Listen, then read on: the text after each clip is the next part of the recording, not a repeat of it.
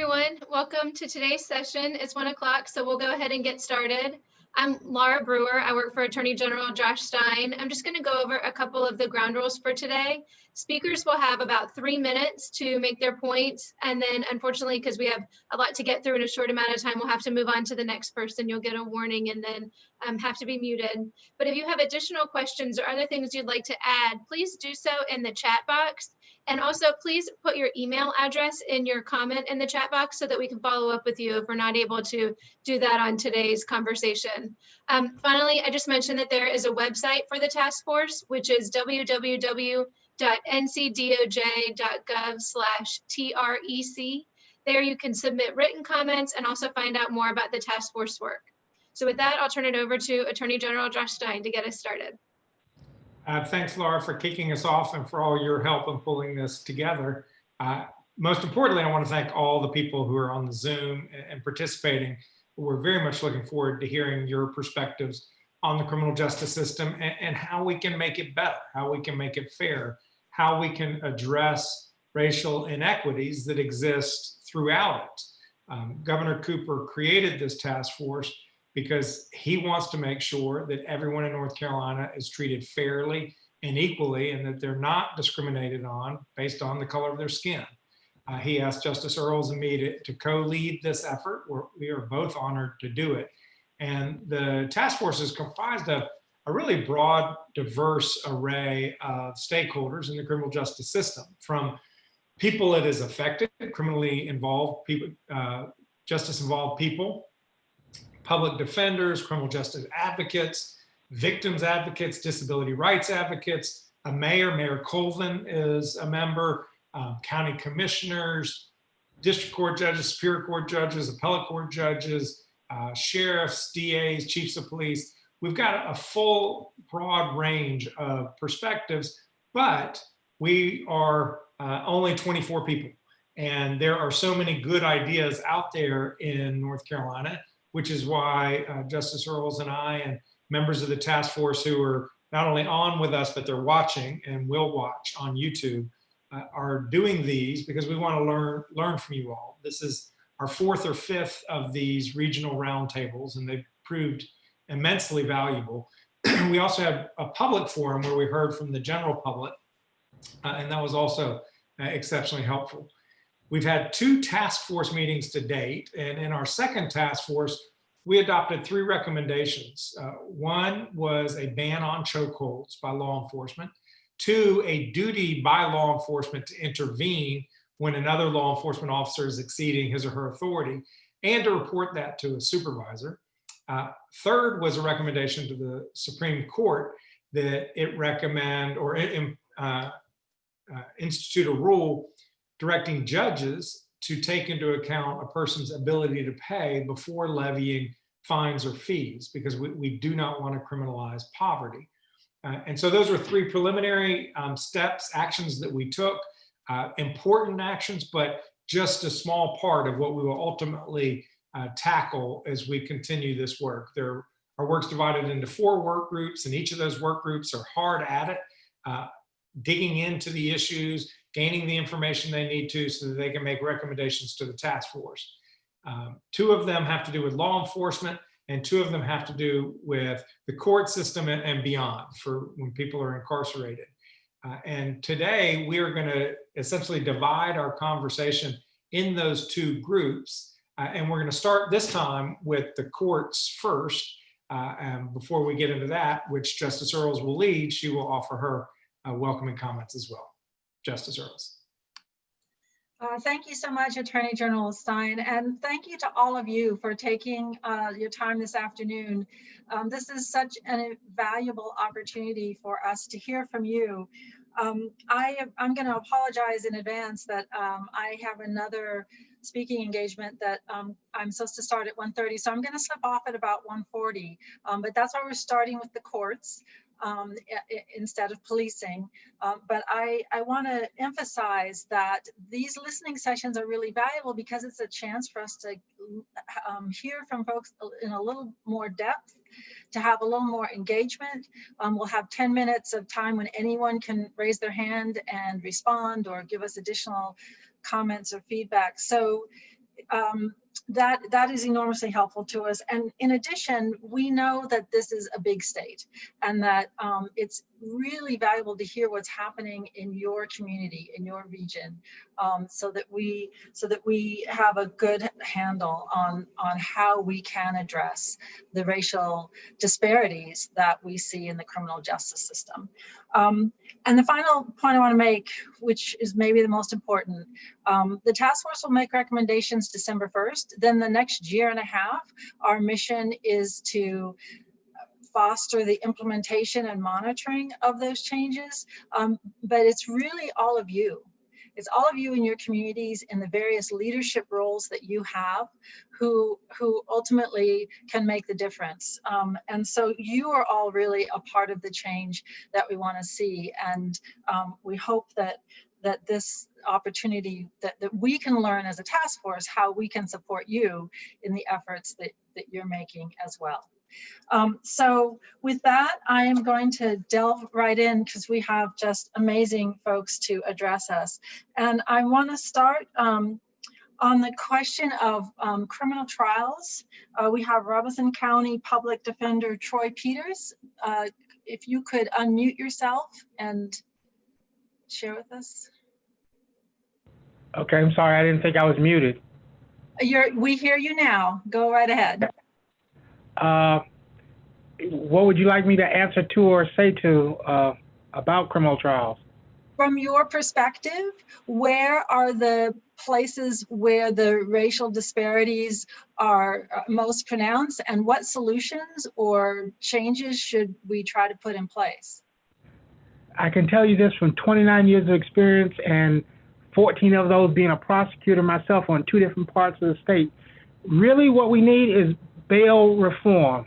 People who are charged and have to post bond for class 1 through class 3 misdemeanors, 89 to 92% of them always show up for court.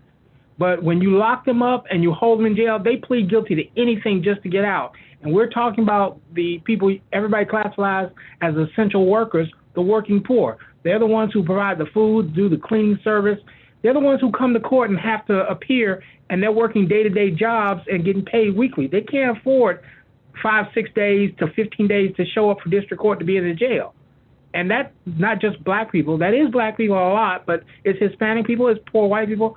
Bail reform is sorely needed. It will affect more than anything you can think of. And I'm not talking about the felonies. I'm just talking about the vast majority of people in misdemeanors. The fact that merely anyone can go down to a magistrate, swear out a warrant, and potentially that person got to come up with money out of their pocket to get out of jail.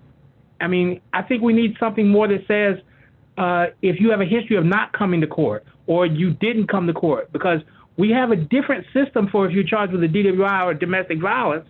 And I think if you check the numbers, you'll discover most people on domestic violence get unsecured bond. So let me ask you just a little bit more about that. The statute actually suggests that money bonds should be a last resort, and yet it's not implemented that way. And this is an issue that certainly has come to people's attention prior to the creation of the task force. There have been various stakeholder groups around the state who have looked at this question and proposed various reforms. But what do you think would be effective in changing the practice of requiring money bonds for misdemeanors? Change the statute so the magistrate doesn't get to say the first, but must do it, because they're not listening. I know everyone believes that, but I practiced in Jacksonville, and it has attached to Jones County. I've seen rural county. I've practiced in Burke County, and I've seen rural to semi-rural counties. And I'll tell you, you're in a poor county or you're in a small county, you're getting a secured bond unless somebody knows you or speaks up for you. You're getting a secured bond, and you got to come out of your pocket. And when you're working poor, it just doesn't work. People can say it all is nice, but it doesn't work. And quite honestly, if we change that system, you'd probably make county commissioners and sheriffs a lot happier, because you wouldn't have a lot of people just sitting in the jail, eating up their funds. Right. Well, thank you. That is really helpful. Let me turn next to, do we have Senator Don Davis? on? I don't see him. I'll come back when he joins us. I'd like to turn next to Superior Court Judge Marianne Talley. If you could unmute yourself.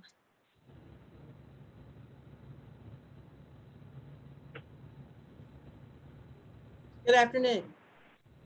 I would like to thank Attorney General Stein and Justice Earls for giving me the opportunity to speak. Both of them know me personally. I have never hidden my light under a bushel, and I don't plan to do that today. What I urge the task force to do is go big or go home. Here are my recommendations. Number one, abolish the death penalty. It is rife with racial issues. All of the cases on death row will require a hearing now under the RJA. The resources that are taken up to support this racially biased institution are far outweighed by any good that's done by it. Number two, we should support and get behind the passage of a Racial Justice Act for every single criminal trial in the state of North Carolina. Number three, we should look at the issue of over-criminalization. Our society is completely criminalized. We need a complete overhaul of that. I would suggest to you that marijuana is low-hanging fruit, drug possession, but we need to have a complete overhaul of the criminal code to look at the issue of over-criminalization. Number four, on the issue of bail, my recommendation is that we eliminate monetary bond altogether. Jurisdictions have done that, including California.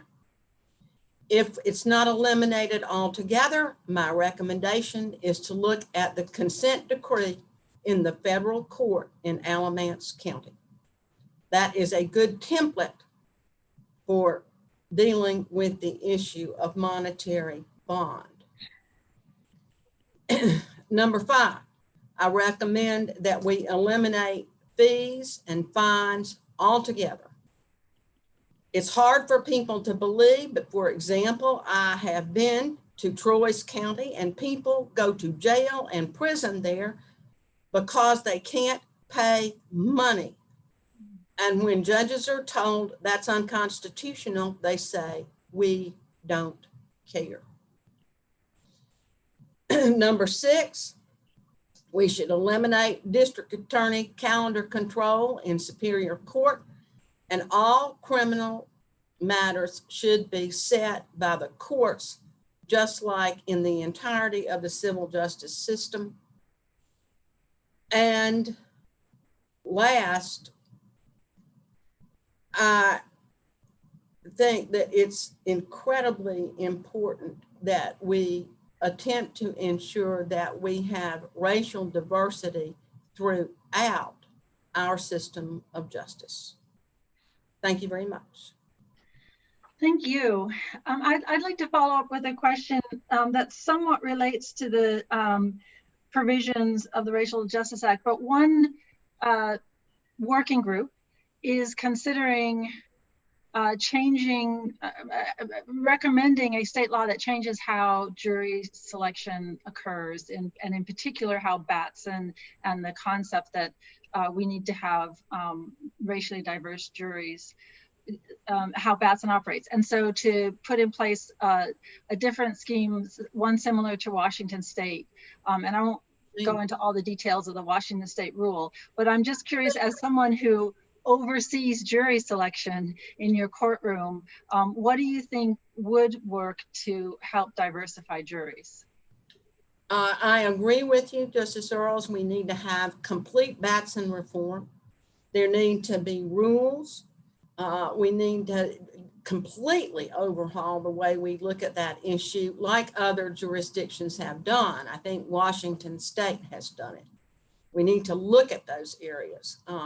North Carolina stands alone throughout the entirety of the southeast of this country on an abysmal record on Batson issues, just abysmal.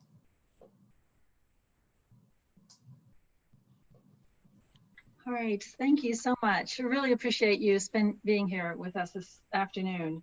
I see that Senator Davis has joined us. Thank you, sir, so much for taking time out of your busy day to be with us. And I would love to hear from you, your perspective on how, what we need to do to better ensure racial equity in our criminal justice system. Absolutely. I want to first thank you so much, Justice Earls, and also to my former classmate in the Senate, Attorney General Josh Stein. Thank you so much. And to all those I've seen out there today. I want to maybe come from a slightly different perspective today. I agree in terms of how let me step back and say, right now, from what I can tell, and especially in Eastern North Carolina, the general public, they're crying out for some sort of reform. We've seen all kind of rallies and marches, and I really appreciate that we're engaging in these conversations. I'm going to come back to some core things that we just cannot escape, and a lot of it's grounded in solid training, the delivery of solid training as we're dealing with implicit biases, de-escalation. But I also want to come back to community policing. What I think is essential when we're dealing with justice and the delivery of justice is making sure that we earn the trust of residents and communities. And to me, it's not just about perhaps public relations, but really coming in and building solid relationships in our communities. One other thing that I would like to add here, being in Eastern North Carolina, we can talk about the fine details of criminal justice, and I have the highest respect for all those who are on the line here. But I want to be clear in this too. In Eastern North Carolina, as opposed to other parts of the state, you see all kind of challenges. You see marginalized communities that are that's experiencing many inequities. And I believe that a broader perspective on reform also deals with policy. Failed policy is not going to help community become stronger. And I'm saying that to say, when we look, for instance, at Leandro, we know that there's educational resources that's not been based on equity. And there are marginalized communities when we talk about healthcare, when we talk about our economy, and this is often pronounced in Eastern North Carolina, and we cannot ignore those factors. And the last thing I would add, and I believe the last speaker conveyed this, we must continue to support diversity in all levels, and especially at the highest levels in terms of supporting that diversity within the ranks, within promotion opportunities, and even within election opportunities. I think, for instance, I saw my sheriff, and I'm so proud of Sheriff Dance for all that she's doing in the county, but she represents 1% of North Carolina's counties as an African-American female. The relative it is, when you look at the electorate alone, there's about 12% of African-American females represented in the electorate.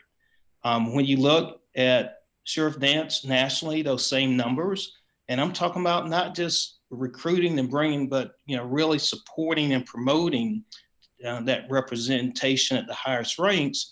And you look at that nationally, one of 5 African-American sheriffs in the nation, that represents 0.017% of the counties in this nation. There are over 3,000 counties in the nation. So these are things that I believe that if we're serious, we do need to be intentional to make sure that we are experiencing those levels of diversity up and down the ranks, and as well as reaching deeply into our communities. I would say it this way: if people really know that you're there and care for them, then you've come much closer to building and earning trust. Thank you. I want to follow up on what you said about trying to look at the broader context. And you mentioned healthcare and the economy, and on the issue of economic means and its intersection with the criminal justice system and the court system in particular. I just want to, and I anticipate that a lot of our proposals will be proposals to the legislature to change state law. But in another listening session, we heard from someone who does reentry work, and said in the western part of the state, one major thing that would make a huge difference is if we ended the collateral consequence of a conviction that bars people from receiving food stamps. And that increasingly, as women are getting criminal convictions, it means, you know, women are not able they're not eligible to be able to put food on the table. And so I'm just curious what your thoughts are about the legislative potential and where the legislature might be. Yeah, and I'm not sure if you're saying specifically, but in a much broader context, I think you're right on point, and that's where I was heading before. Failed policy is not going to support good reform, and you know, we can do everything we can, but at the end of the day, for many, it is survival. You know, for instance, you know, even this last session, you know, we're dealing with, and these are issues that we know so well for those in the community, in the justice community, when we're talking about mental health, substance abuse, and, you know, this last session, you know, we're dealing with how do you deal with a mother that may be on substance, an addict, and now you're dealing with decisions around the child. So, I mean, broadly speaking, Justice Earls, I think you're 100% correct that we have to be very, very mindful of what policies are coming out of the General Assembly and how they impact families, and how families then are impacted more broadly, and how this impacts justice. Well, and I think I was suggesting we hope we can continue to work with you as we move forward with the task force. Absolutely. Next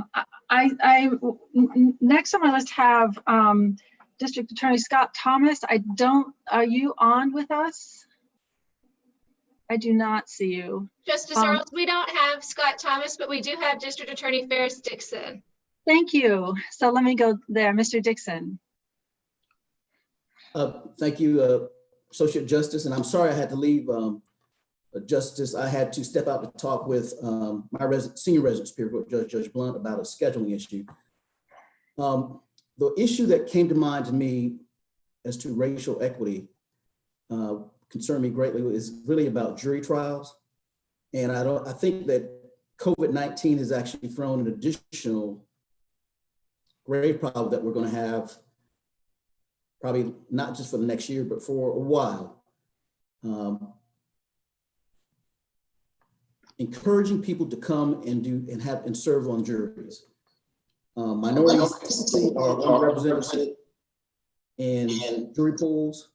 And now with COVID-19, minorities typically have, or more inclined to have health issues that they're going to be afraid to come into a jury pool around other people. And two, economically, because of the jobs that have been lost, once we do come back and start having trials, they're less likely to want to come and serve on a jury and have, was it $12 a day, when they know that there are a lot of people who will be sitting behind them or standing behind them, ready to take the job that they're not there for. And yes, I know employers are not supposed to fire people for serving on juries, but we all know that, you know, it happens. And I think we need to put in plans, means of supporting jurors who are willing to come and serve, and encouraging people in minority communities to take part in and utilize the constitutional rights that they have. Thank you. Mhm. I think at this point, I can open things up to a more, oh, I'm sorry, I am missing one other person. We have, to talk about courts and racial equity, we have Phil Dixon. Thank you, Justice Earls. Thanks to the task force members for having me and for this work. To echo Senator Davis's comments somewhat, consistent with my role at the School of Government, I would just say I think research and education play a key point here. Jesse Smith at the school is obviously doing wonderful work in the area of bail reform. John Rubin is launching a racial justice education program that's meant to encompass all system players, including law enforcement and community members. This is a continuation of the Racial Equity Network work done by Emily Coward and formerly Allison Grine. And I think that's a fundamental component of reform is ongoing comprehensive training for the players. But I do want to speak specifically, really building off Judge Talley's comments as far as overcriminalization. And I'm speaking personally, but from my perspective, and I practiced in Eastern North Carolina for over 9 years, all over the counties, and there is simply far too many crimes, both felony and misdemeanor, and this gives far too much discretion to the state in deciding whether to bring those charges or how to bring them. Moving from one county to the next, or even just a different ADA within the same county. For instance, they might reduce a marginal habitual felon case or a marginal trafficking case, and another DA will not. And this creates a vastly different outcome. George Floyd's case is a perfect example of this. For the alleged crime of passing a counterfeit $20 bill, there's a felony arrest that's effectuated that ends in his death. That would be a felony here too, probably 2 or 3 felonies here. To one DA that gets that case, that's a misdemeanor plea. It was $20 at a grocery store. To another, it's a habitual felon case. And that's simply left to the discretion of the state. This is not theoretical. There's a case before the Supreme Court right now called State v. Hodges, where, at the end of the day, the gentleman was convicted of pawning $12 worth of used video games, and the state mistried the habitual the first time and couldn't get a conviction and went back and got it a second time. So the man is serving a habitual felon sentence for $12 worth of property. Obtaining property by false pretense is the most common nonviolent felony in North Carolina, and it is a felony regardless of value. I think that leads to unjust outcomes. I don't think that inspires faith in the system. I don't think it's an expected result for citizens, and I don't think it's a good use of resources. Drug trafficking is another great example. If I pack up some drugs, I drive them across town and I sell them, I'm potentially on the hook for 5 counts of trafficking. And whether that's reduced to 1 or whether that's all run consecutive or concurrent is within the discretion of the state and to some extent, the court. We weigh mixtures of drugs, and this is particularly egregious when it comes to pills. Our trafficking laws with opiate are such that a user might have 25 Percocet, and that will be treated as 4 grams of heroin. That is not the outcome, I don't think, the law intended. It's not what citizens would expect. And it leaves an enormous amount of discretion with the prosecutors, which allows bias to creep into the decision-making process, whether explicitly or implicitly. I'm probably pressing on my time, but I like to add, relatedly, all drug law in the state needs to be reformed. Professor Kennedy at UNC Law has a study about sharks and minnows that demonstrably shows the disparate impact of drug prosecutions on Black and brown people. Almost 1/3 of district court crimes are misdemeanor drugs. Most of that's marijuana. Marijuana is the most common class 3 misdemeanor conviction, and I'd note you don't get counsel for that usually. Drugs, non-trafficking drugs, make up about 1/3 of all felony convictions. Most of these felony convictions involve trace amounts of substances. A much larger amount involves amounts under 1 gram. Even when we do catch people with larger amounts, they are typically not large-scale distributors, but mid and low-level dealers that are mules and middlemen. A person caught possessing heroin or meth or cocaine a handful of times suddenly becomes habitual eligible. And again, that leaves them prosecutor. And again, this is not theoretical. Out of the top 5 underlying convictions that lead to habitual felon in North Carolina, 3 of those are drug offenses.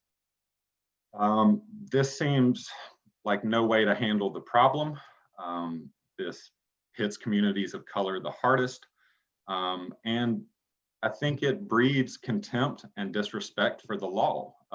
You know, the punishment and the harm to society is completely out of whack with what we do. And it leads communities to see the law and law enforcement as not on their side, as not fair or not just. Mr. Dixon, I'm so sorry to interrupt. I think we're right at the end of the this part of the segment.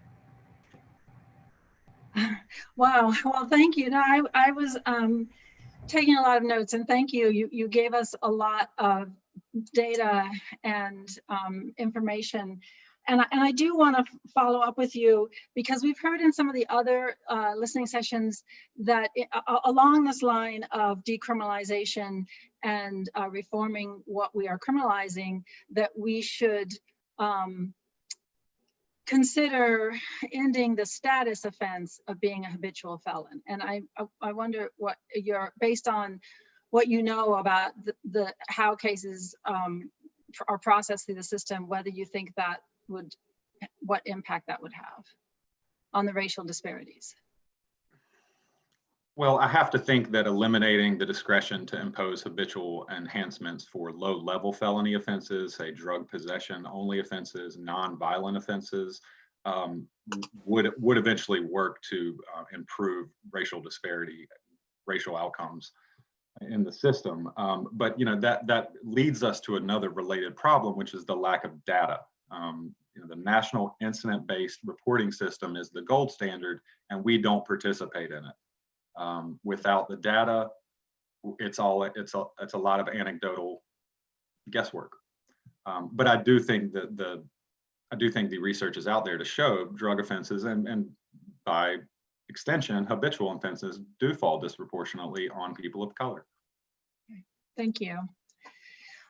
So now I do want to open it up for anyone to respond, raise an issue that we haven't heard, or focus on what you think our priorities should be in addressing the racial equity issues in the court system.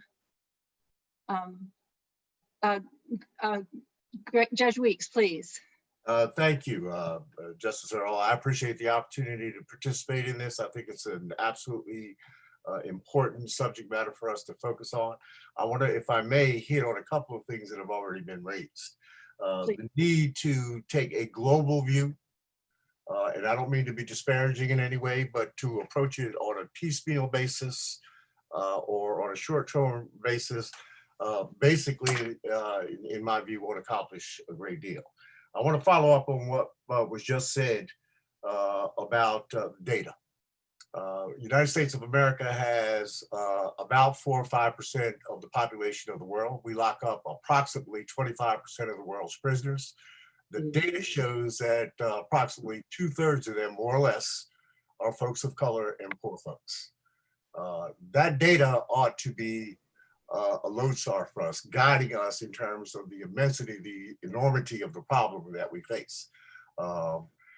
Legislatively, one of the things that I think we could consider or recommend is the use of racial impact statements to gather additional data.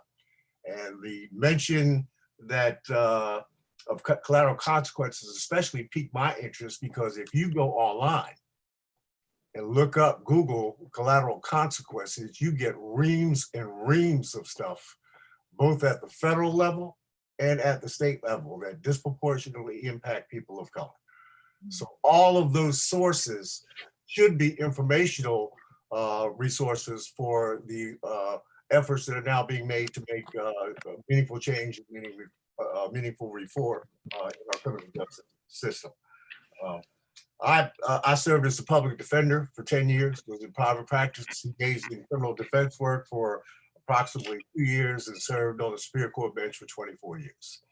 And I can tell you from my own personal experience that there are many communities throughout our state, communities of color, that what they express when you raise the issue of criminal justice is there are two systems. There's the justice system, and then there's the just us system. And if the goal, and I think it is a worthy goal, and I certainly applaud Governor Cooper for acknowledging the historic underpinnings that lead us to where we are today. Policies and practices, systems and structures are the driving forces behind many of those racial disparities. And I'm extremely happy, extremely excited about the fact that we're now looking at those things. Thank you. Did I see another hand? Is there another hand? Courtney Patterson? Yes, go ahead. Yeah, one of the things that I tend to see too, and when we're talking about all of this, is the absence of how we deal with the juvenile justice system and how we deal with juveniles. And a lot of times we can prevent a lot of this stuff on the other end if we kind of handle it at the juvenile level. I worked in the juvenile justice system for most of my working career. And I was in education. I worked all 5 training schools at the time. There were only 5 then.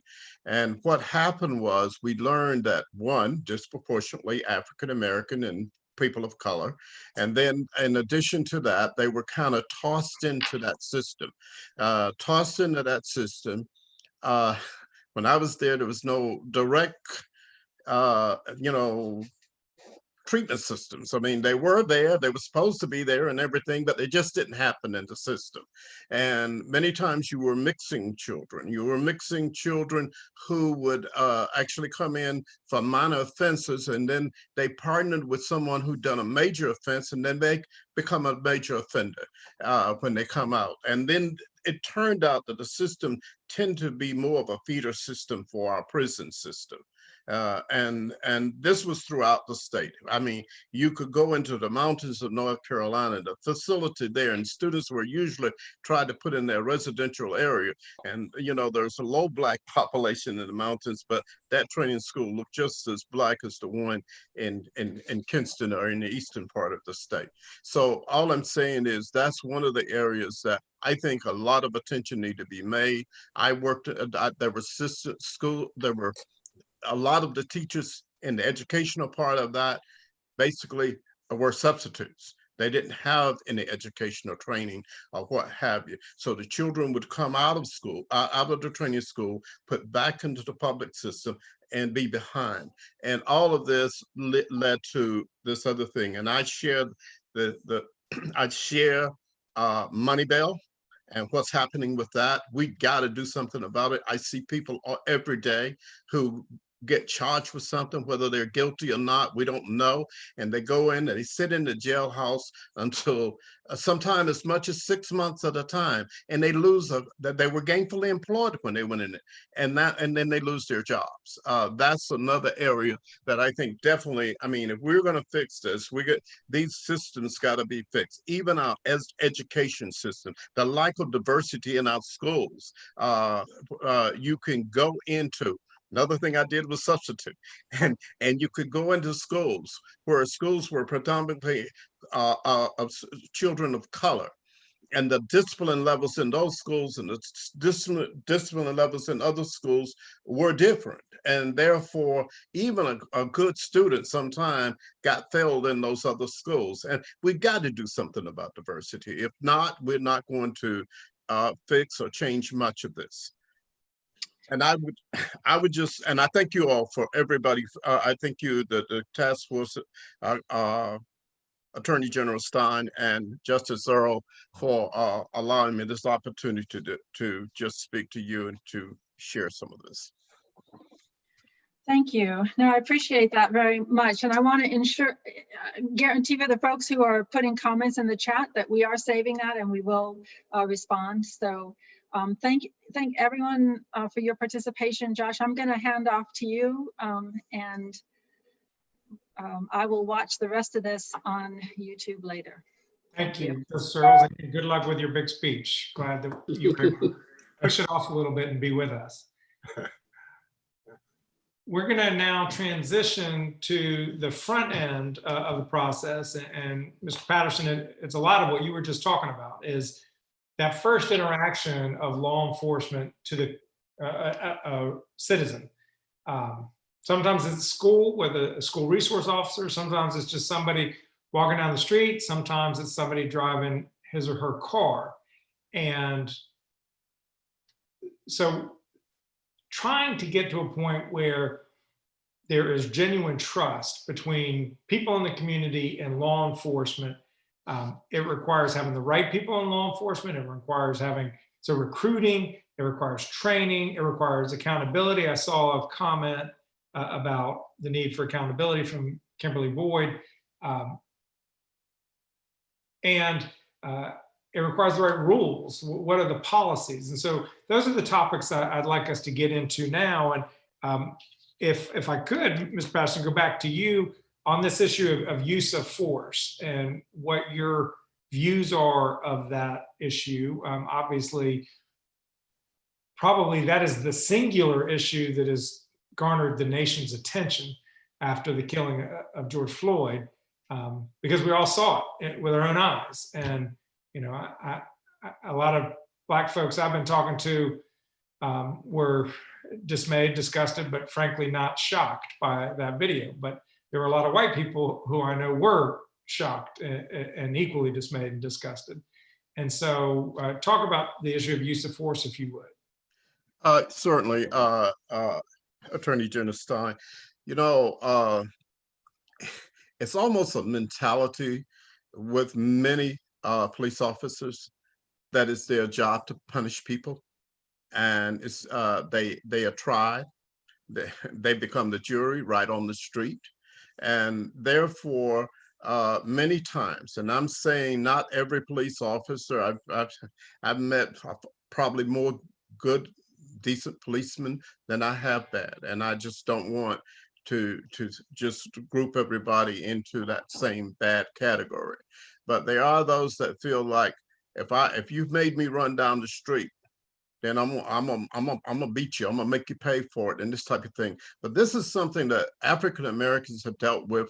I mean, I go back to the '60s, and that was just accepted. It was accepted when we were marching in the streets doing peaceful civil disobedience, or when we were just marching in the streets. It was nothing. There was no consequences for hitting us across the head with the Billy Jack. I know many people that came up with me who it was just routine for officers and what have you. There were certain officers that were pointed out that, you know, he believes in beating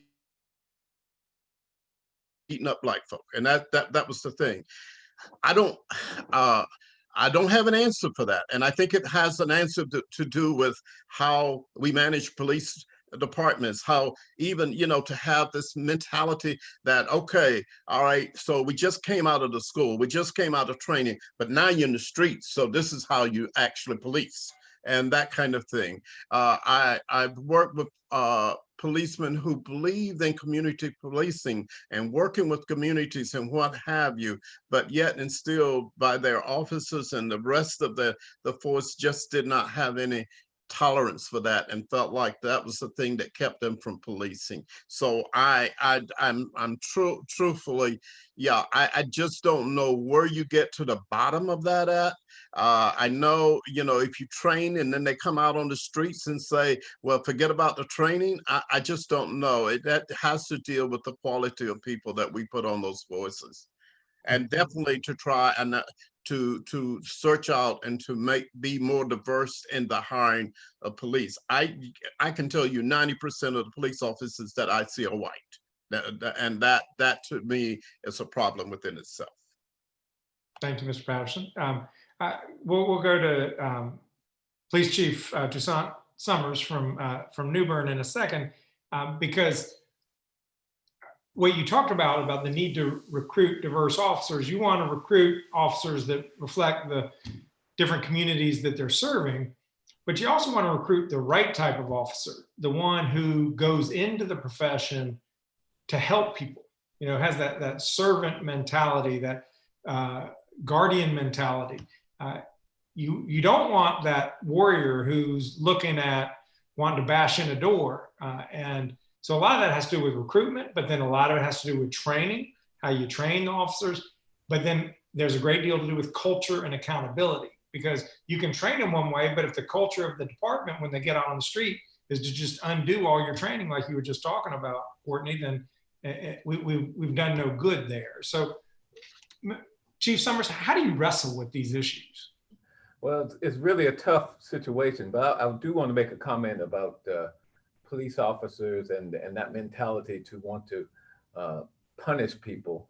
I think there's a small segment of police officers that fit that category, and police chiefs struggle with how to deal with that, because a lot of times our hands are tied in terms of when we identify those officers and we try to get rid of them. They have so many rights and so many procedures that we have to go through that sometimes they stay on our departments for years before we're able to actually get rid of them. But as far as recruitment goes, as been mentioned numerous times, trust is a big issue. And the best way to gain trust of your community is obviously have a department that's reflective of the community that we serve. And more importantly, I think try to hire people who actually live in the community. So oftentimes we're forced to go outside of our community to find folks that want to be police officers. How do you get folks of color? How do you get people in your community to want to be a part of your organization is a difficult thing. And the best way that I think to do that is to open the doors of the police department and make your community a part of your police department by having them having an active volunteer program, by immersing yourself in the community in partnerships with civic organizations, with youth programs, reaching kids when they're in high school, intermediate school, just immersing yourself in the community as much as possible. We spend a lot of time dealing with our faith-based partners, having activities with them, seeing the officers in non-enforcement situations, building that trust and letting them know that we're just like the community and that we're a part of the community. And then, of course, when you do your recruiting, if you have that trust, hope you can get people from your community. And then there's a host of things you can do once you start recruiting. But your agency needs to reflect from top to bottom your community in terms of racial makeup, in terms of gender makeup. You need to have your recruiters also reflect that. Your brochure should reflect that. You shouldn't just talk it, but you should reflect it. You should, I guess, best term to say, you should be it. You want to make sure that once and one of the things I try to do, I try to make sure that officers understand the community. So I have them actually do a paper on the community, get to know, tell me what you know about the community. And then they come in, they meet with me, to explain that paper, what they learned about the community, why is it important, what do you know about this department, what are our goals, what is important to this department. Is this a place that you want to work? Because we're not here to hook them and book them. We're here to be a part of the community. And if you can't be that type of police officer, then we don't want you here. And then finally, when we do, if someone is, well, I should mention, when you in your hiring process, you need to really look at your qualifications and your rules and your standards that you have set for your police officers too, because you can also have policies and procedures that have disparate impact that keep people of color and people that you're looking for out of your agency. So you also need to review that. But then once you get the person hired, especially here in New Bern, we make a big deal out of it. We invite the family in, we invite the community in. Again, that's part of making the community part of our police department.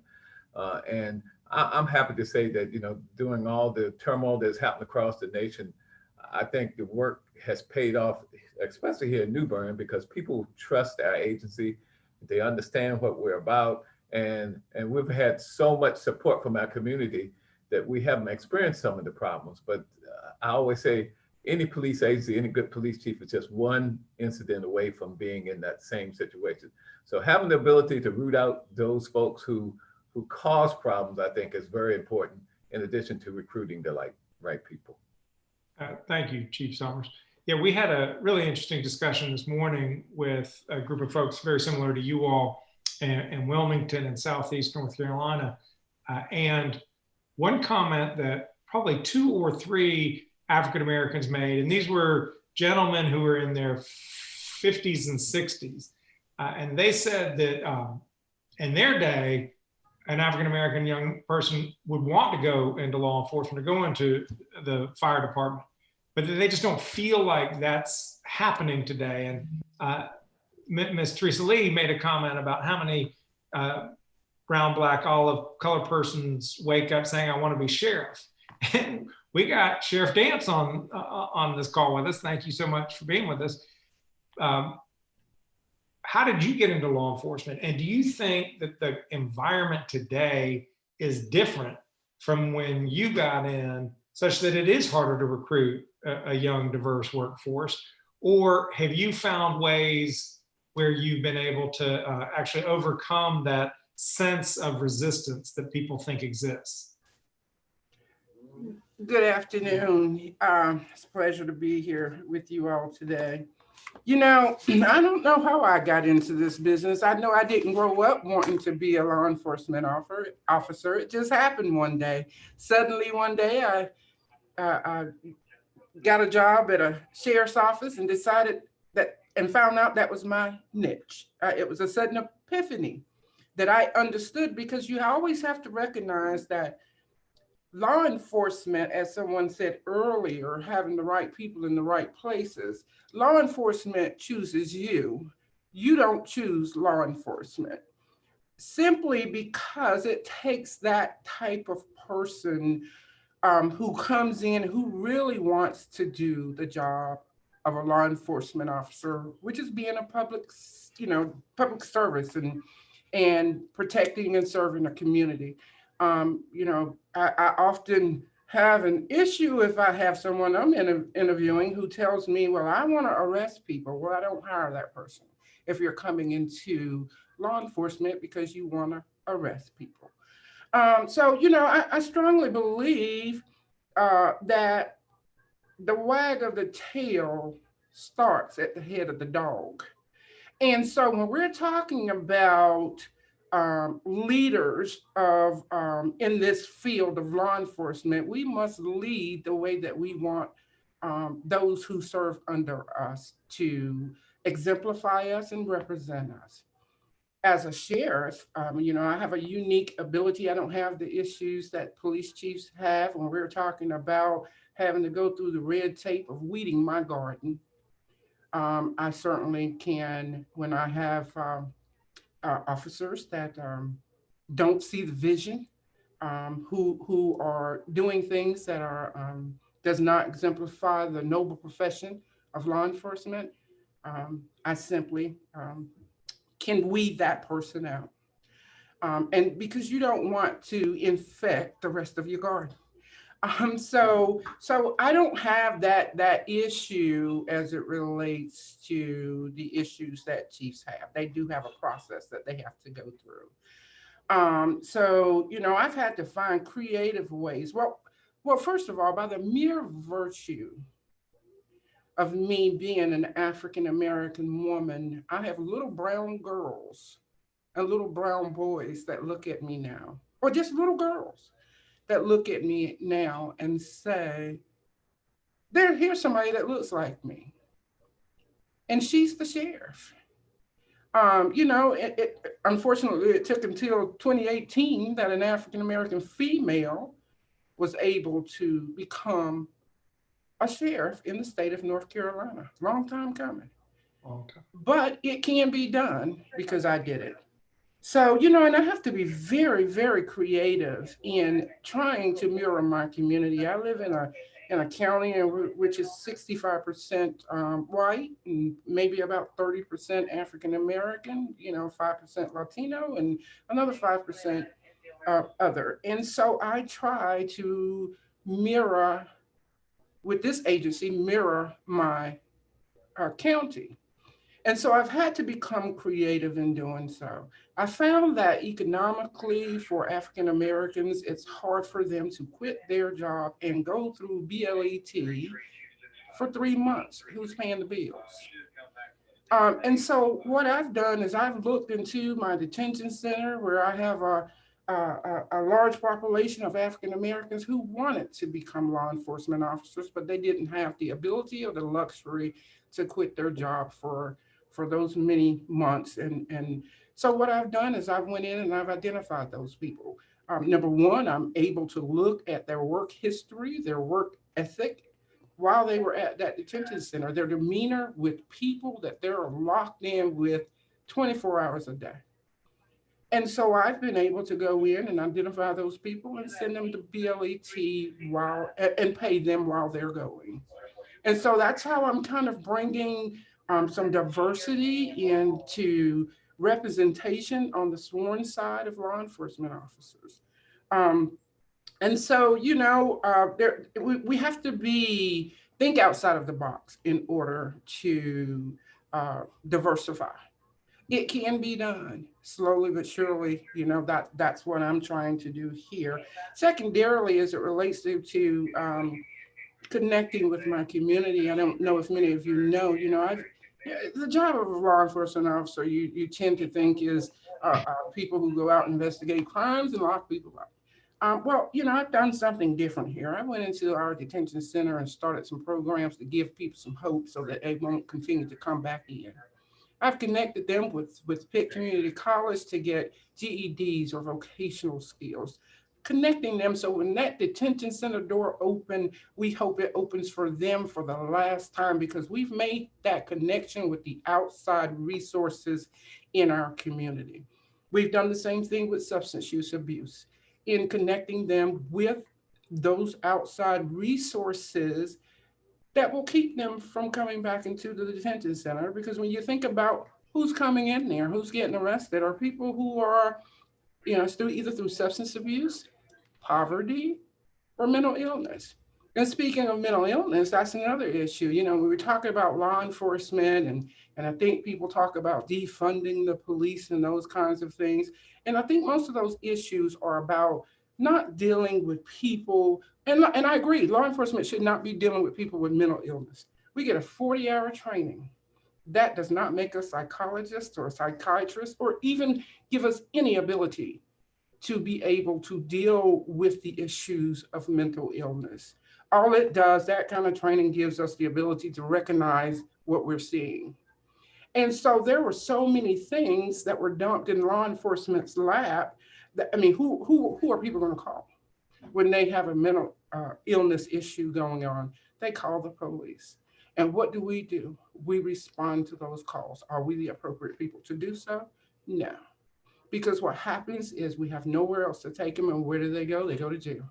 And that's not the place for them. So, Chief Holtzman and I have been in some conversations with some local folks here, resources here, in trying to get those resources to respond.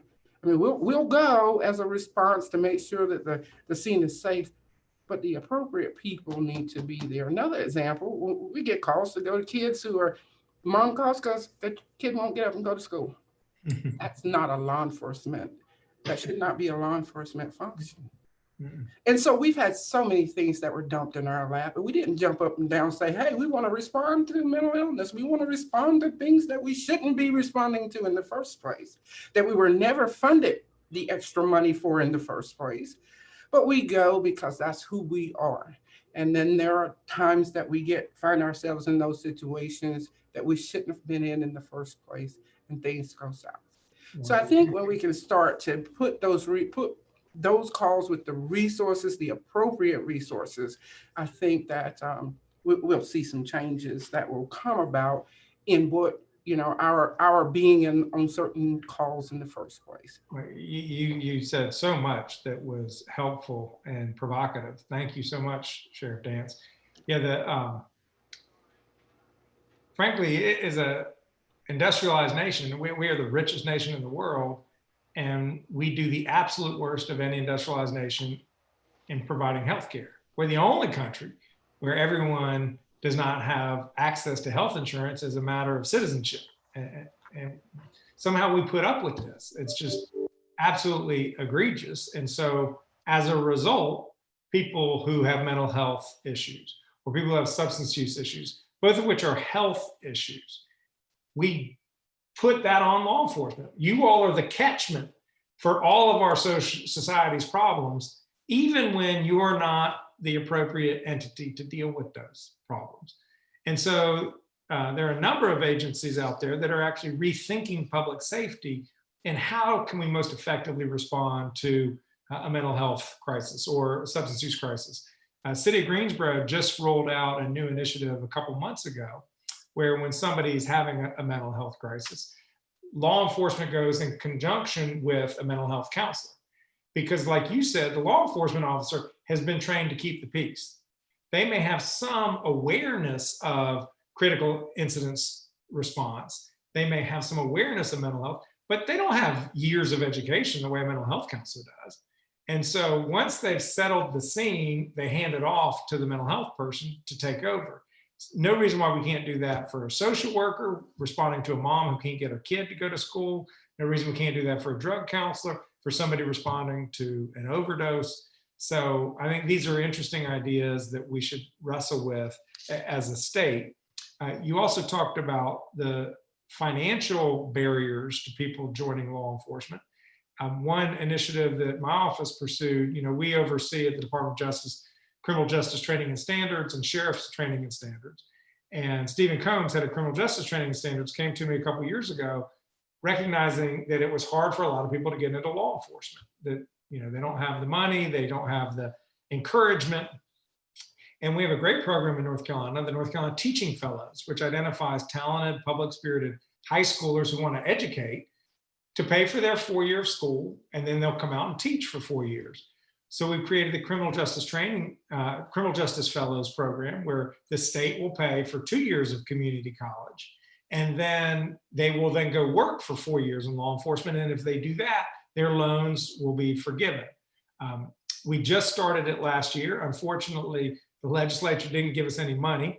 Senator Davis, I appreciate your support on this issue, but that's something we'll come back to you about next year, about trying to make sure we not only authorize the program, and it's also limited to only certain smaller counties. It's not statewide. So I don't know if Pitt is even eligible for it, but it should be a statewide program and it should be fully funded. And if we do that, we'll be generating 100 new officers every year that can go straight and serve in your departments. So two things.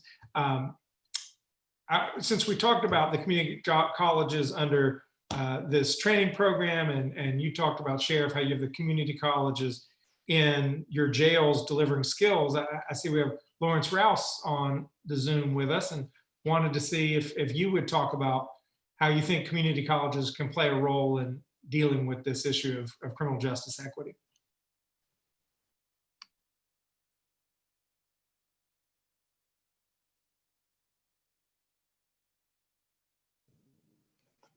Thank you, Attorney General Stein.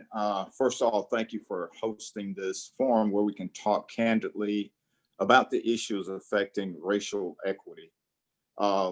Pitt Community College, of course, is very concerned about it because we serve all of our community, and we want to make sure that what we do is equitable to all of our students, our faculty, our staff, and to our community. Sheriff Dance mentioned some of the things that we're doing with the Sheriff's Department. We've also pulled together Chief Holtzman and worked with him, DA, that we've worked with as well. So we're in the middle of all this to try to look at what we can do as an institution to assist those individuals who may have been incarcerated and are coming out looking for a way to get back into the workforce. And I think we're coming up with some very good things and working very closely with. But on the other side, we also trained officers and deputies through our BLET program. And just recently, we had a board meeting in which we talk with our board about what our BLET program is doing as far as training. And of course, looking at what's happening in our nation, how can we adjust that training? Of course, the training is generated by the Education and Standards Commission that says by statute, you have to do certain things.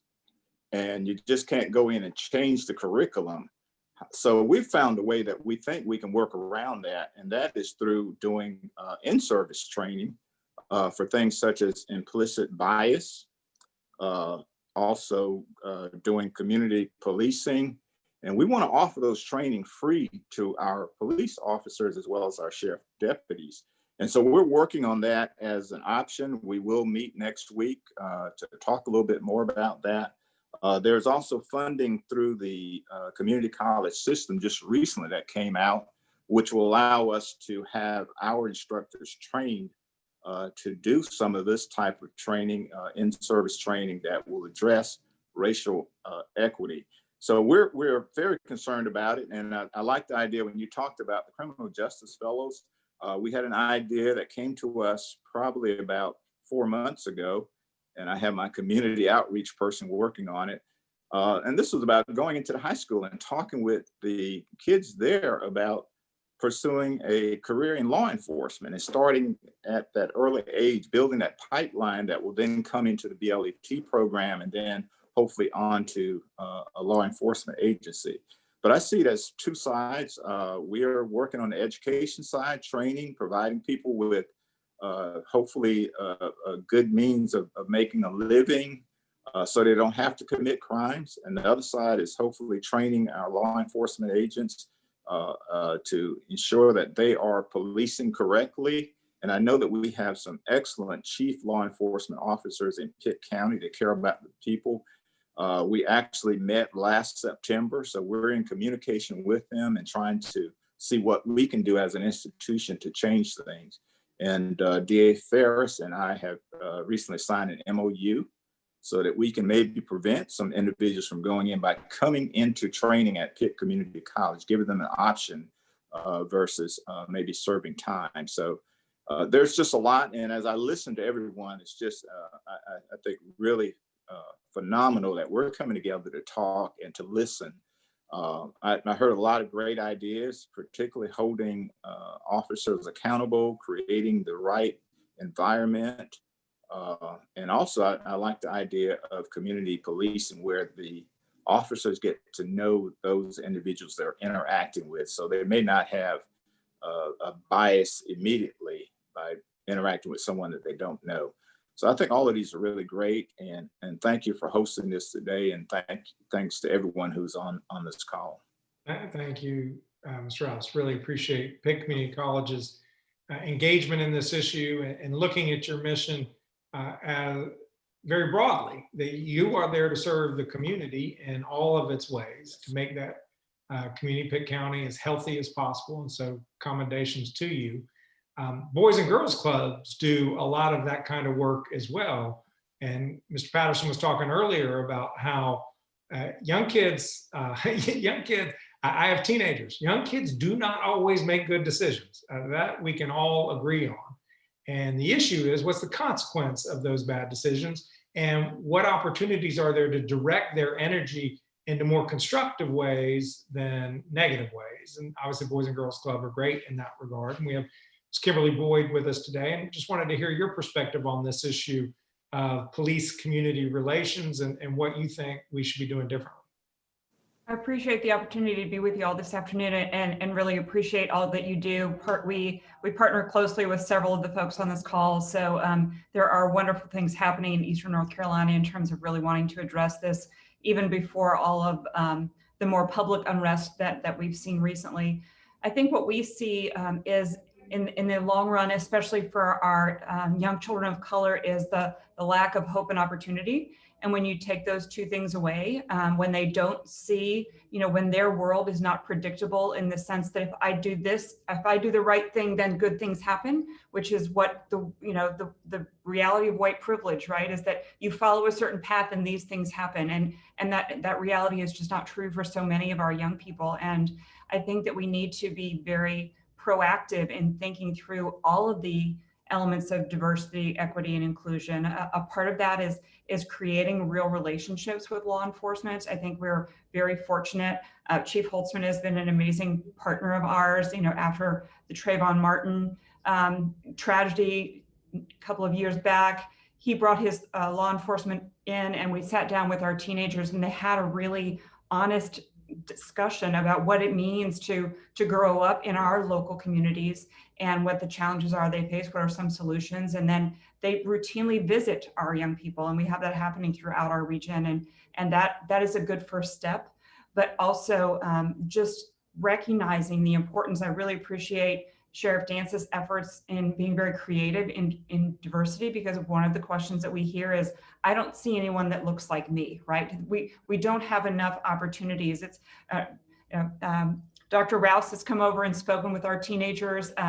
He was also a club kid, which is wonderful for our young people to realize that they're walking a path. Senator Davis has been over to see them.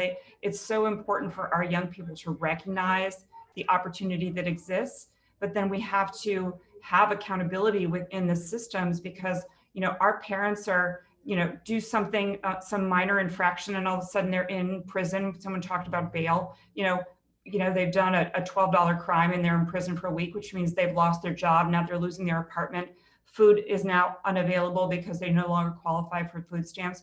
All of these are very, very real issues that hit our young people and remove the opportunity for fairness, remove the opportunity for hope, make them very susceptible to negative influences who offer, short-term quick fixes, easy money, all of those things, because they don't have that. And their world needs to be fair. I think our young people are very keenly aware of this notion of equity, and they're asking really good questions. And I think that for everyone on this call, and I hope that the wake-up call in Eastern North Carolina is the role that white people have to play in recognizing privilege and acknowledging that, and throwing our weight, whatever it is, behind leadership in communities of color, and saying, yes, we stand with you, we want to do, but we need to follow your lead.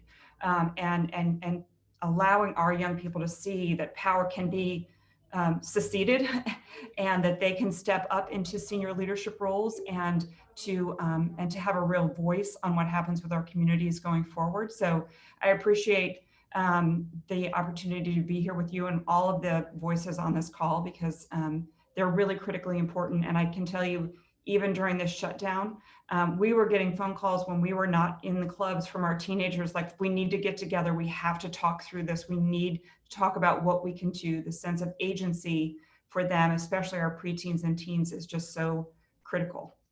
Well, thank you for that sense of uplift and embrace that you provide young people, and give them exposure to Senator Davis, give them exposure to Dr. Rouse. It does create visions of possibility. And as you said in your very first sentence, is people have to have hope in order to believe that it's worth making the right decision along the way. Nick Lucas is with us, and he does SRO work. And one thing we heard this morning from the Wilmington group was they found that there were a lot of teenagers being brought into the criminal justice system instead of the school punishment system through the SROs. And so they engaged in a very concerted effort to get things back into the school discipline side, and to minimize the number of events that happen in school that end up taking a young person to court. And I just wanted to know what your experience has been in that regard, and how you work with the SROs you oversee on this whole school to prison issue. Yes, sir. Mr. Stein, thank you for including me in this opportunity today. the conversations and the discussions have been very intriguing and interesting. And I'm trying to take notes very hard, but I'm finding myself too caught up in the conversations to really get some good information on paper. So thank you for everyone for sharing all the information you have. Let's touch on the point that most importantly, you said that there's a feeling or a concern that SROs are spending more time conducting enforcement activity with adolescents, with teens. And the reality of it is we all know that they don't need to be locked up. They don't need to have a harsh enforcement action on them. They need guidance, they need leadership, they need mentorship. That's exactly what we're trying to promote through the Craven County School District. I've been here for a short year, but it's been a very eventful year. And we've done a lot to build our SRO program. Our SROs spend time in the school, engaging with our children, trying to mentor them, trying to show them positive things in life, trying to teach them positive life decision-making. As far as disciplinary efforts, we really try and rely more on diversionary tactics, trying to put them in areas where they have contact with resources that are going to benefit them and going to teach them better decision-making, better routes to take, and alternatives to activities they may have been involved with. We have a lot of partnerships with the school system, strong partnerships with law enforcement, Department of Social Services, a number of Boys and Girls Club, just a number of different entities. And we really are trying to squash that notion that SROs are in the schools to just be an extension of law enforcement. We want them to be someone who they can look up to, someone they can come to when they have a problem, and someone they can truly go to for help. We've got a lot of good, dedicated SROs who've got their mind in the right direction, and we're just trying to push forward and do a good job and get the very best treatment we can for our children and the best alternatives. Thank you, Mr. Lucas. Yeah, the SRO training is under the jurisdiction of criminal justice training and standards at the Department of Justice. And historically, to be an SRO, you just had to be a law enforcement officer, meaning that you went through BLET and you maintain your in-service hours every year. But I was convinced that serving as an SRO is more than just that. You have to know how to interact with teenagers. And if you don't know how to interact with teenagers, it can go south immediately. And you want to have people with the right skill set, not only for responding to an active shooter, which obviously that's of paramount importance. If there ever is a school attack, we want the SRO there to shut it down as quickly as possible. But just what Mr. Lucas was talking about, they have the opportunity by being in the school to be an incredible mentor to young people, but you need to know how to relate to young people. You need to know how to communicate with young people. You need to know how to de-escalate a young person's aggression, because young people are just riddled with hormones and they don't have enough judgment. They're figuring their way out in the world. And so we had both criminal justice training and standards and sheriff training and standards require an extra 40 hours of training for SROs to be an SRO, because we want them to have that grounding so that they can effectively serve the young people across North Carolina. Chief Holtzman, thank you so much for being here today. Thank you for all you do in Greenville. Talk to me about training and talk to me about responding to any of these issues about building trust between officers and the community, because without that trust, it can't work. Sure, thank you, Attorney General. I appreciate the opportunity to be here. I'll touch on a couple issues real quick, starting with the building trust. I think with the community, you have to work with your community. You have to listen to them and see what their needs are. And you certainly, all the discussion about recruiting is super important. Having the ability, as the sheriff talked about, to transition from one field into another, there's no bridge there for that. Like she can pull from the jail, and that's a great resource for her. For us, we oftentimes will look to hire people and then put them into BLET, so they have a paycheck while they're going through the academy. It's a risk, but it's worth taking. And then it's really carrying that message out into the community and letting the community know these opportunities exist. We're going to open up a process, and then and even before that, just having some listening sessions. We've taken our department on the road, and right before coronavirus, we did an open house at a really popular local minority church. They opened their doors up to us, and we literally set up, it looked like a vendor show in there, but every vendor in there was GPD. So we showed everybody how big the department is and how all the diverse jobs are. And we opened it up for people to come through, and if you were interested in recruiting or training or internal affairs or patrol or investigations, special investigations, you could talk to, and it got all of my staff out as well. So that was a neat way to sort of try to pique some interest. So I think reaching out through our local pastors in our local community, letting them know about some opportunities, and asking them to help create that pipeline of interest, that pipeline of future law enforcement leaders, and getting them in the system. And then for cities and building that bridge financially to allow somebody to move from the cashier into law enforcement, give them a little bit of a stipend while they're in BLET, in other words. So that would be one to look at. I didn't want to waste too much time for everybody, but citation in lieu of arrest has not been talked about yet. We're encouraged as law enforcement to create policies for citation in lieu of arrest, but why not make it a state law? So my previous career was in Maryland, and we had certain mandated things for low-level crimes. You had to do a citation in lieu of arrest unless you couldn't identify them, you didn't think they were going to appear in court, or there was a third one, and it'll come to me. But it's taking a list of those things and saying, officer, you can charge them, because we leave too much to discretion, and discretion can oftentimes breed the appearance of bias. You let this one go and you charge this one. Well, if you kind of take that away and you say, okay, you can still hold them accountable, but you're going to do it by a ticket. So you're going to give them a criminal ticket and then start it down that way. We know from law enforcement, and the whole criminal justice system, if you fingerprint somebody and book them in that process, that does something completely different to somebody versus somebody that doesn't have to go through booking. So I would encourage taking a look at a state mandate for citation in lieu of arrest for certain, and then we can all just participate on how many charges go in there for that. The juveniles, working with the schools, we're working on a new model here for Pitt County on reversing the petition process. So instead of the officer filing the petition on every single case, who else can file petitions?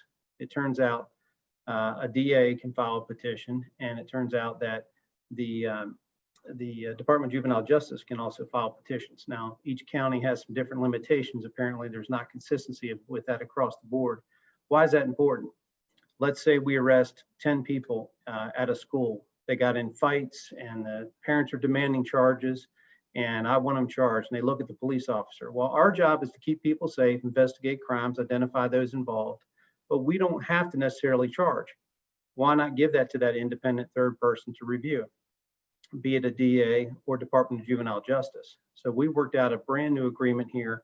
It is literally, the banana is still green on this one, with the DA to review our cases. So if it's a very serious case and we know that they're going to have to be held immediately, which is very rare, to be taken to a juvenile detention center, then we can file the petition. Everything else, I'm taking it away from the officer and asking that review to be done by the DA. And Mr. Dixon's office has agreed to give that a trial run. In pursuing that conversation, I met with our local Department of Juvenile Justice folks and asked a question. Have you ever had a juvenile justice worker in a school? They said, actually, yeah, we have tried that in the past. Turns out juvenile justice workers, their mission is for delinquent juveniles, those that would be charged with a crime, undisciplined children, and also truancy. Well, it only makes sense that you would work in a school. My brother works in the school district in Pennsylvania. He asked me this question: do you have your juvenile justice workers, your probation workers in your schools? And I said, no. He said, well, we do. Well, that's phenomenal. So shifting the juvenile justice worker out of the office and into our high schools, maybe our middle schools, puts that independent person in between. So an officer can break up the fight, do the report, but then you hand it over to juvenile justice right there on the spot, and they can figure out the best model. We already have the staff, it's just moving about into the field with us. And it gives a little bit of a buffer. Now, those 10 people that we would have charged by petition last year, as they go through the DA's office, half of those get diverted, and we want them to. But why not divert those first 5 up front? Why charge those 5, in other words? So that's what we're looking at doing. How can we reduce the number of people we're charging, get that screening done, and still hold those kids accountable and divert as many as we can? So just shifting the model with that. And lastly, with training, I would say the challenge, I'm going to go back to what Judge Talley said, go big. Our huge issues in this country are bias-based policing and excessive use of force. We need to put every great mind on this, every great academic mind, our movie writers, all this sort of stuff, our actors, everybody should be producing world-class quality videos for our officers, teaching them, modeling them the correct, not the Hollywood way to do a traffic stop, but the correct way to do a traffic stop. Not the Hollywood way to interrogate somebody, but the correct way to interrogate somebody. And get those images in mind. And while you're at it, do the public version of that as well. The public can see what the officer should and shouldn't be doing. And we're right there with duty to intervene policies and the chokeholds. We have those policies in place, and I appreciate the time today. Chief Holtzman, you gave us so many very constructive things to talk about. I mean, your example of the juvenile justice workers in school to be there side by side with the SROs is just an example of what I was suggesting earlier about not putting everything on law enforcement to solve every social problem. Let's have people who are skilled and trained, they are side by side, have the officer bring the peace, have the officer make sure everybody's safe. But then when it comes time for the next step, let that interaction be with a juvenile justice officer or a social worker or a drug counselor or a mental health worker. And so all what you said is immensely encouraging and ideas that we will take back to the full task force for consideration. We have a couple minutes left. I want to open it up. If anybody who hasn't had a chance to talk, or if somebody else has been struck with an additional thought, just wave your hand and I will call on you. Chief Summers and then Teresa Lee and Candy Smith. And if y'all can do it, just because I want to respect people's time, we're at 2:27. If you can keep it to under a minute, that would be really helpful for all of us. Thank you, Attorney Joe. I just want to touch on something because I just got finished walking through one of our minority communities, one of our HUD projects, and I heard her speak of over criminalization. I just want to make sure that we're careful because I go in communities where there are elderly people, where there are good people who are just simply terrified because they're being preyed upon by people in their community who don't respect their homes, who don't respect their them as a person, and it makes them fearful for calling the police. It makes them fearful to get involved. So as we come up with solutions, let's remember those folks too, because they have a right to live in their home peacefully also. We can never forget crime victims. Look, I think there's not a person on this call who would say that crime is not real. And our first duty has to be to keep people safe, innocent people safe. But what we want to make sure is when we do our actions, we're actually reducing crime rather than taking actions that end up creating more crime down the road. And when you overcriminalize things and you get people in the criminal justice system, it shuts so many doors for people. And we've got to make sure that we're making that decision appropriately. That's my view anyway, Chief. Ms. Lee. Yes, good afternoon. First, I want to say thank you so much, all of our law enforcement officers and everybody that do a great job. I'm thankful for Chief Summers and Chip Hughes and also District Attorney Scott Thomas. But, you know, as you was talking, I'm a mother, as probably some of you are, and a father. But I tell you, whenever, you know, when my son first got in trouble, it was through the juvenile high school. They had this great big large fight and everybody got thrown in jail. That was his first interaction. And from there, you know, he lost his position on the football team. and all of that, and it went down like that. So yes, we have to have law and order, but also at the same time, we have to do some other things. But what I wanted to talk about was when one of my sons was in trouble, he pleaded guilty to writing a whole bunch of checks. He was like 19 and he didn't want to bother his parents. And so you can imagine what happened, by the time we got to court. But one of the things I thought about being Sheriff Manette was the sheriff, was doing a program called Prisoners of Love. And that's with mothers, because when your child is locked up, you locked up too. If they're in there 15 years, you in there. You might as well be sitting right beside them. And mothers have a different tendency. And if you had a review board with mothers and people, like that, and grandmothers, because grandmothers are raising their children,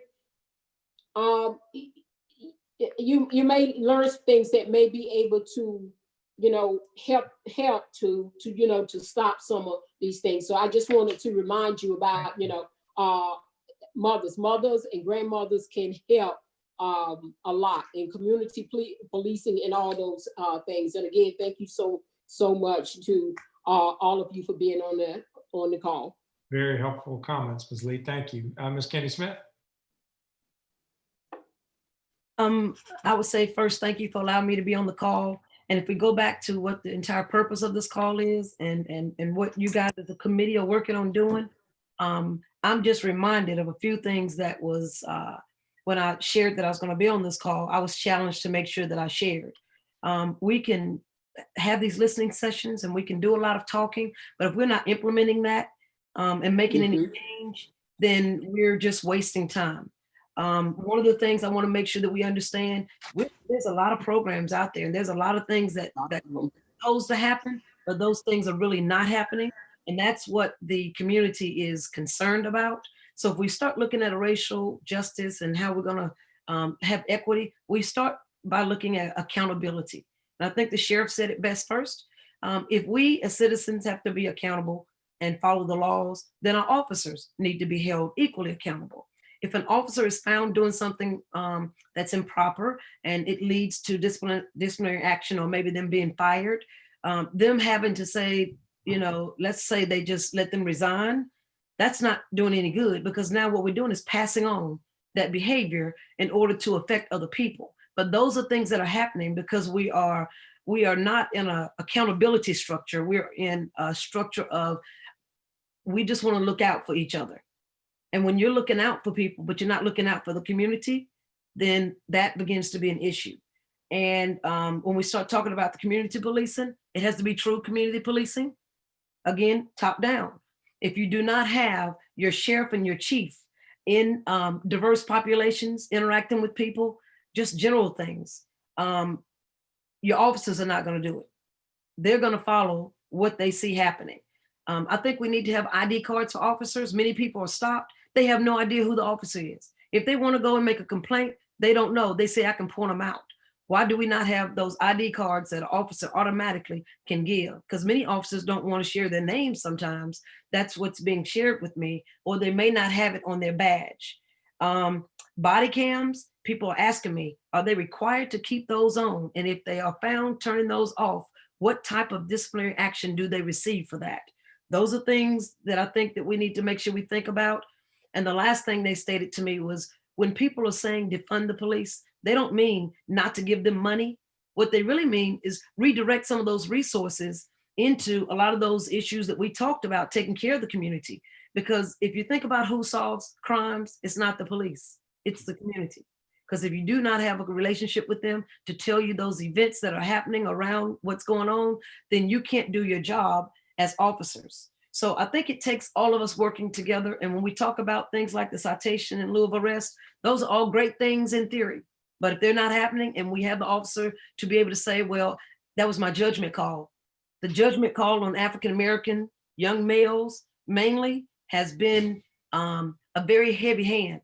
But I've seen white males be able to get a ticket and walk away. So if we're looking at the truth, we must look at the truth. And what I ask people is start asking for the reports from those departments. Start asking, how many have they given out? What was the race, ethnicity? How many have they stopped during that time? So we got to have accountability all the way across the board.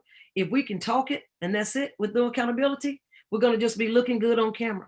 But thank you so much for your time. I appreciate it. God bless you. Thank you for your very helpful and important comments. Just your basic point is no, you don't want to just see talk, you want to see action. We want to have action, but it has to be informed by people's real experience and what's going on around the state.